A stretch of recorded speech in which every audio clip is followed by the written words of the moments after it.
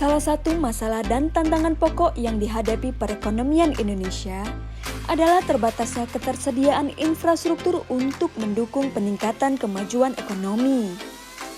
Ketersediaan infrastruktur yang terbatas turut menjadi hambatan dalam peningkatan investasi, biaya logistik dan distribusi, serta menimbulkan kesenjangan antar wilayah.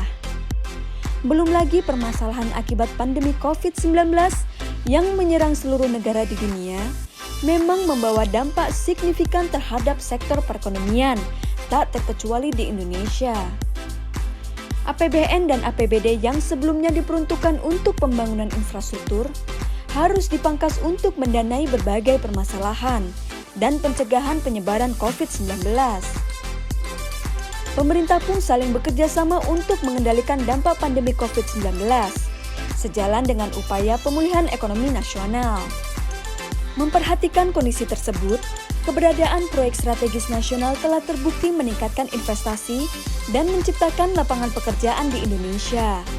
Proyek strategis nasional yang sudah selesai pun telah mampu menyerap lebih dari 11 juta tenaga kerja, baik secara langsung maupun tidak langsung selama pandemi. Pembangunan proyek infrastruktur yang dimulai sejak 2016 lalu telah menghasilkan total 132 PSN di berbagai wilayah. Pembangunan PSN ini bertujuan untuk meningkatkan kualitas dan kuantitas infrastruktur di Indonesia, serta dapat mengurangi kesenjangan pertumbuhan pendapatan per kapita dan meningkatkan kesejahteraan antar daerah secara jangka panjang. Proyek strategis nasional pertama kali diatur melalui Peraturan Presiden Nomor 3 Tahun 2016 yang memuat jumlah, rincian, dan lokasi dari setiap proyek yang dibangun. Sementara pembaharuan program prioritas ini diatur dalam Peraturan Presiden Nomor 109 Tahun 2020.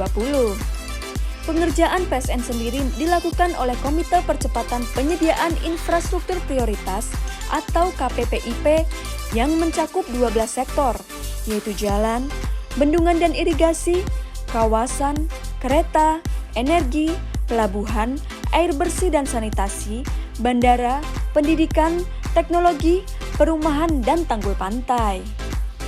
Percepatan penyelesaian berbagai proyek strategis nasional akan terus dilakukan hingga sebelum pemilu 2024. Pemerintah dan KPPIP akan terus mengawal setiap proses pembangunan infrastruktur tersebut. Pemerintah juga telah melakukan berbagai upaya untuk memenuhi kebutuhan belanja infrastruktur sebagai penopang pertumbuhan ekonomi, termasuk berkolaborasi dengan swasta dan meningkatkan upaya pembiayaan proyek melalui creative financing dalam rangka mengurangi beban APBN. Berbagai manfaat dari pembangunan proyek strategis nasional ini menunjukkan komitmen pemerintah dalam mewujudkan Indonesia yang maju dan sejahtera secara merata.